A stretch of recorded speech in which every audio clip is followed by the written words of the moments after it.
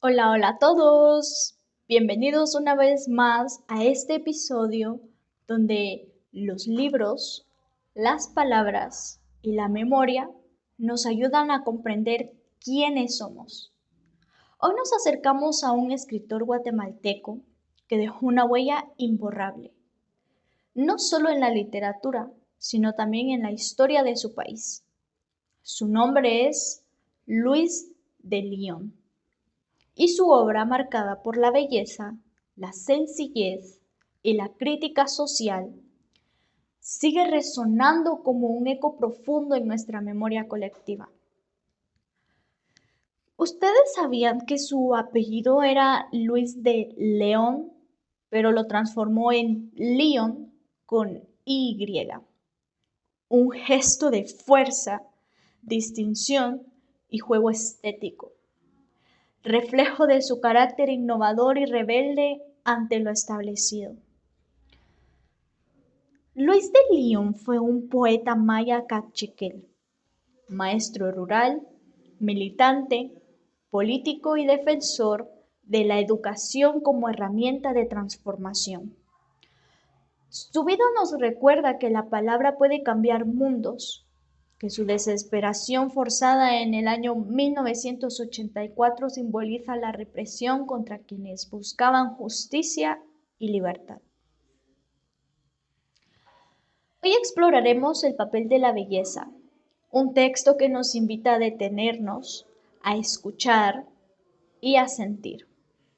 Pero para comprender plenamente esta belleza, debemos recorrer su vida, sus luces, sus sueños y también su triste tragedia.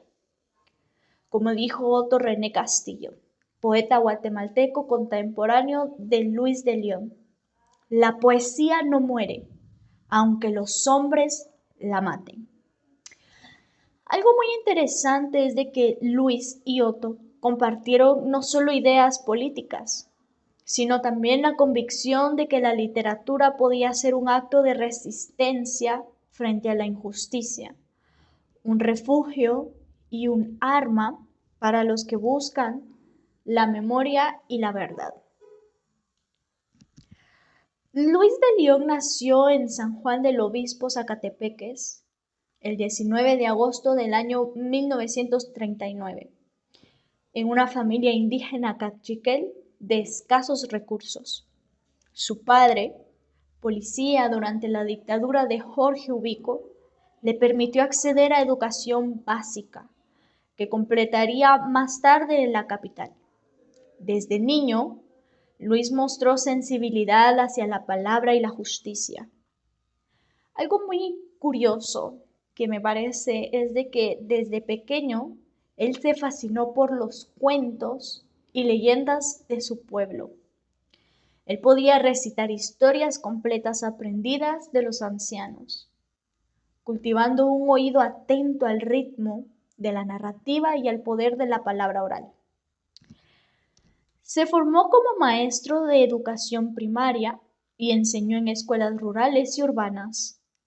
Él fundó una pequeña biblioteca en su pueblo natal, alfabetizando a sus vecinos y mostrando que leer era un acto de emancipación. Imaginémonos por un momento un joven maestro caminando por veredas de tierra, llevando cuadernos, pizarras improvisadas y sobre todo palabras. Y es que enseñar para él era resistir. Dar educación a los más pobres era entregar poder, dignidad y voz. Su seudónimo literario, Luis de León, con Y, fue un gesto de identidad estética y rebelde. Él quería diferenciar su obra y recordar que la literatura debía romper lo establecido. Desde joven empezó a publicar cuentos, poemas y relatos que retrataban la vida campesina, la violencia estructural y la marginación, siempre con humanidad y belleza poética. La paradoja de su vida, el hablar de belleza en medio del horror. Bueno, Como dijo Roque Dalton, poeta salvadoreño, la poesía es un arma cargada de futuro. Luis de León encarnó en esta idea la palabra como memoria y resistencia. Un dato muy interesante es de que él era un coleccionista apasionado de libros antiguos y manuscritos mayas. Su biblioteca personal incluía varias ediciones raras del Popol Vuh, que inspiraron sus cuentos y reflexiones sobre la cultura indígena. La Guatemala de los años 70 y 80 era un país marcado por el conflicto armado, la represión militar, el miedo y la persecución intelectuales. Cualquier persona que enseñara, escribiera o cuestionara era considerada un peligro. Luis de León fue militante del Partido Guatemalteco del Trabajo, PGT, organización de izquierda que buscaba transformar las estructuras de desigualdad. Como dirigente magisterial, defendió la educación universal como garantía de dignidad.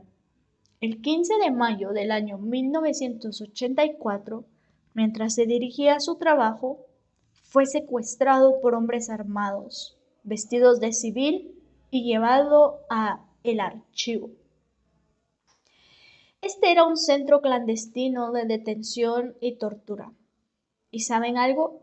Él jamás regresó de ese lugar. Algo que me pareció muy curioso es de que su nombre figura en el diario militar con el número 135, un documento que reveló el destino de cientos de desaparecidos y se convirtió en referencia historia para la literatura testimonial guatemalteca. En el año 2005, el gobierno de Guatemala reconoció oficialmente la responsabilidad estatal en su muerte y le rindió homenaje póstumo en su casa Museo de San Juan del Obispo. Su figura se convirtió en símbolo de memoria, justicia y dignidad. Entre sus obras destacadas, la novela El tiempo principia en Xibalbá, en el año 1985, que mezcla el mito del Popol Vuh con la vida contemporánea, creando un puente entre lo ancestral y lo moderno. Él también escribió cuentos como Los Opilotes en el año 1966 y Su segunda muerte en el año 1970, y poemarios como Poemas del Volcán del Agua, La Puerta del Cielo, Los Poemas Míos y El Papel de la Belleza, publicado en el año 2020 gracias a Mayari de León y Marvin García. En El Papel de la belleza no es lujo, sino elemento esencial que sostiene la vida. Es ética, resistencia y esperanza. Como decía Claribel Alegría, la poesía nos recuerda que siempre hay lugar para la ternura y la memoria. Un dato muy curioso es de que muchos poemas fueron inspirados por los paisajes de los volcanes de Guatemala, especialmente el volcán de Agua, que simboliza fuerza, memoria y conexión con la tierra. Aquí les leeré unos poemas y les compartiré una breve reflexión y algo que pues, me parece a mí interesante, ¿verdad? Y empezamos con el poema de los santos.